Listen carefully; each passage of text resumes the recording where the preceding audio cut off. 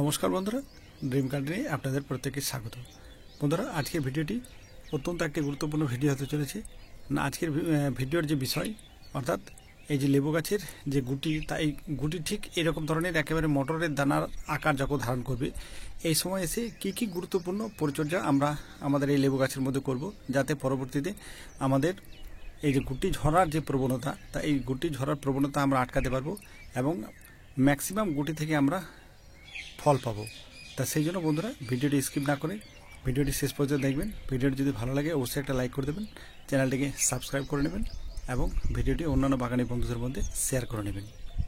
এই লেবু গাছে যখন কিন্তু বন্ধুরা আস্তে আস্তে এরকম ধরনের গুটি সেট হতে লাগবে, তা সেই রকম একটা সময় এসে কিন্তু এই লেবু গাছকে আমাদেরকে কিন্তু যথেষ্টই পরিষ্কার পরিচ্ছন্ন কিন্তু রাখতে হবে। সেই জন্য একেবারে আমাদেরকে যে শুরুটা করতে হবে, কিন্তু তার শুরুটা করব কিন্তু বন্ধুরা আমরা একেবারে গাছের গোড়া থেকে। এইরকম একটা সময় এসে কিন্তু এই গাছের গোড়ার মধ্যে কোনো রকম কোনো আগাছা বা কোনো রকম শুকিয়ে যাওয়া আপনার পাতা বা ফুল কোনো কিছু যেন এই মাটির মধ্যে পড়ে না থাকে, কারণ এইগুলো থেকেই কিন্তু পরবর্তীতে আপনার ফাঙ্গাসের সৃষ্টি হবে এবং এই ফাঙ্গাস আপনার পরবর্তীতে এই গাছকে কিন্তু নষ্ট করে দিতে পারে। তা সেই জন্য গাছের গোড়াটা কিন্তু এই সময় খুব একটা গুরুত্বপূর্ণ বিষয়। এই সময় কিন্তু গোড়া সবসময় আমাদেরকে পরিষ্কার রাখতে হবে। আচ্ছা, এরপর দ্বিতীয় টিপসে চলে আসুন। দ্বিতীয় কাজ যেটা করতে হবে, এরকম একটা সময় এসে কিন্তু এই গাছের মধ্যে যদি কোনো রকম কোনো শুকিয়ে যাওয়া ডালপালা আপনারা লক্ষ্য করেন, তাহলে কিন্তু তৎক্ষণাৎ সেই ডালপালাকে কিন্তু আমাদেরকে কেটে দিতে হবে। এবং যদি কোনো পাতা আপনার হলুদ হয়ে যায়, তা সেই পাতাকেও কিন্তু আমাদেরকে গাছ থেকে বন্ধুরা ছেটে ফেলতে হবে। তার কারণ হচ্ছে এই সমস্ত যে শুকিয়ে যাওয়া ডালপালা বা আপনার নষ্ট হয়ে যাওয়া যে পাতা, এরা কিন্তু গাছের মধ্যে থাকলে তা সেই গাছের কিন্তু প্রচুর পরিমাণে এনার্জিটাকে কিন্তু এরা শোষণ করে। তা সেই জন্য এগুলো কিন্তু গাছের এক একটা দায়।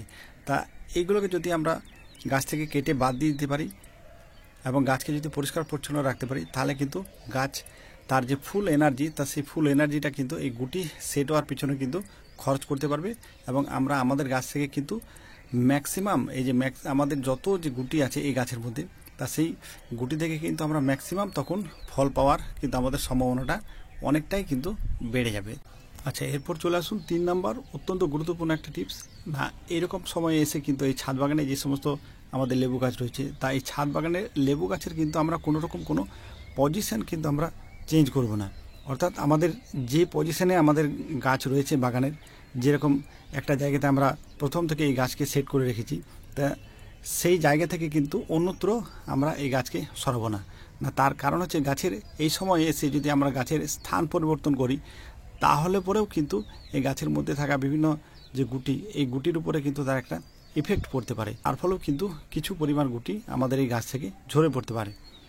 তাই ছাদ বাগানের এমন একটা জায়গাতে এই গাছকে আমরা সেট করব, যেখানে মোটামুটি সর্বক্ষণ যেন এই গাছ রোদ পায় এবং বেশি পরিমাণ রোদ পেলেই কিন্তু রোদের থেকে বন্ধুরা এই গাছ প্রচুর পরিমাণ এনার্জি শোষণ করবে এবং সেই এনার্জি থেকে কিন্তু প্রচুর পরিমাণে এই গুটি থেকে কিন্তু ফল সেট হওয়ার সম্ভাবনাটাও কিন্তু আমাদের অনেকটাই কিন্তু বেড়ে যাবে।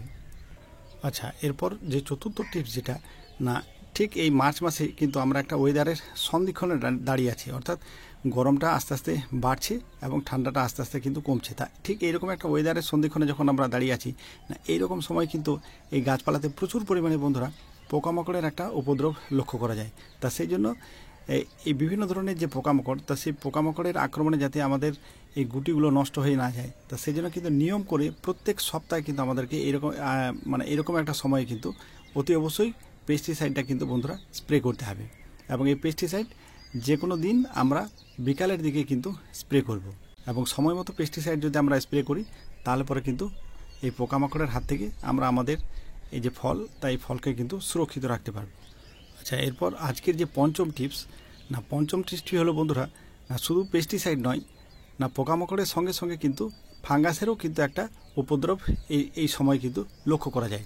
তা সেই জন্য যাতে কোনো রকম ফাঙ্গাসে আপনার এই যে ছোটো ছোটো গুটি, তাই ছোটো ছোটো গুটি যাতে পচে গিয়ে না নষ্ট হয়ে যায় বা যাতে কোনো রকম শুকিয়ে না যায়, তা সেই জন্য এই ফাঙ্গাল আক্রমণের হাত থেকে রক্ষা করার জন্য কিন্তু এরকম একটা সময়ে এই গাছকে অতি অবশ্যই একটা কিন্তু আমাদেরকে ফাঙ্গিসাইড বন্ধুরা মনে করে কিন্তু স্প্রে করে নিতে হবে। আচ্ছা, এরপর 6 নম্বর এবং সবথেকে গুরুত্বপূর্ণ যে টিপসটা, সেটা হচ্ছে যেহেতু এরকম সময় এসে গাছ তার যে গুটি, তার সেই গুটি থেকে আস্তে আস্তে আস্তে আস্তে কিন্তু ফলে রূপান্তরিত হচ্ছে। তা এরকম একটা সময় কিন্তু গাছে বন্ধুরা জলের কিন্তু কোনো রকম কোনো ক্রাইসিস কিন্তু তৈরি করা যাবে না। মাটির মধ্যে কিন্তু সর্বক্ষণ যেন একটা ভিজে ভিজে ভাব এই সময় কিন্তু আমাদেরকে রাখতে হবে না। তার কারণ হচ্ছে এই সময় এই গাছে ফল সেট হওয়ার জন্য কিন্তু প্রচুর পরিমাণে জলের কিন্তু প্রয়োজন। এই সময় যদি আমরা কোনো কারণে গাছের মধ্যে একটা জলের ঘাটতি তৈরি হয়, তাহলে কিন্তু এই যে ছোট ছোট যে সমস্ত গুটি, এই গুটিগুলো কিন্তু শুকিয়ে গিয়ে বন্ধুরা ঝরে পড়তে পারে। তো সেই জন্য এই বিষয়টা কিন্তু আমাদেরকে ভালো করে লক্ষ্য রাখতে হবে, যে যাতে এই সময় এসে এই গাছের মধ্যে কোনো রকম কোনো জলের ক্রাইসিস যেন তৈরি না হয়। আচ্ছা, এরপরে যে 7 নাম্বার যে টিপস, অর্থাৎ এই 7 নাম্বার কিন্তু একটা অত্যন্ত গুরুত্বপূর্ণ টিপস না। তার কারণ হচ্ছে এই রকম সময় এসে কিন্তু এই গাছের মধ্যে পুষ্টির কিন্তু কোনো রকম কোনো ঘাটতি তৈরি হলে কিন্তু বন্ধুরা চলবে না। তো সেই জন্য এই সময় এসে কিন্তু এই গাছকে অতি অবশ্যই আমাদেরকে কিন্তু একটা মাইক্রো নিউট্রিয়েন্ট স্প্রে করতে পারেন, বা গাছের গোড়ার মধ্যেও কিন্তু দিতে পারেন। এটা কিন্তু অতি অবশ্যই দিতে হবে, কারণ এই সময় গাছের মধ্যে কিন্তু প্রচুর পরিমাণ অনুখাদ্যের একটা চাহিদা থাকে। তা সেই জন্য এই অনুখাদ্যের চাহিদা পূরণ করার জন্য কিন্তু এই সময় এসে আমাদেরকে অবশ্যই একটা অনুখাদ্য এই গাছের মধ্যে হয় স্প্রে আকারে আমরা দিতে পারি, বা গাছের গোড়ার মধ্যেও কিন্তু আমরা দিতে পারি। তা সেই জন্য অতি অবশ্যই একটা অনুখাদ্য কিন্তু এই সময় গাছকে আমাদের দিতে হবে না, যাতে পুষ্টির অভাবে এই গাছের মধ্যে থাকা যে ছোট ছোট যে ফল, তা এই ফলগুলি যাতে অকালে ঝরে না যায়। তা এই ফল ঝরা আটকানোর জন্যই কিন্তু আমাদেরকে এই অনুখাদ্যটা এই গাছের মধ্যে এই সময় স্প্রে করতে হবে, বা চাইলে আপনারা গাছের গোড়ার মধ্যেও দিতে পারেন। এই সময় কিন্তু গাছের মধ্যে পটাশেরও একটা চাহিদা তৈরি হয়। তা সেই জন্য যারা জৈবভাবে দিতে চান, তারা কলার খোসা ভিজিয়ে রেখে সেই কলার খোসা ভেজানোর যে জল, তা সেই জল তার সঙ্গে 50% ফ্রেশ জল এবং 50% সেই কলার খোসা ভেজানো জল, এই দুটো মিক্স করে কিন্তু এই গাছের গোড়াতে দিলেও কিন্তু খুব ভালো ফল পাওয়া যায়। আর যারা রাসায়নিকভাবে দিতে চান, তারা হাফ চা চামচ লাল পটাশ, তা সেই লাল পটাশ নিয়ে সরাসরি এই গাছের মাটির মধ্যে দিয়ে সেখানে কিন্তু আপনারা জল দিয়ে দিতে পারেন।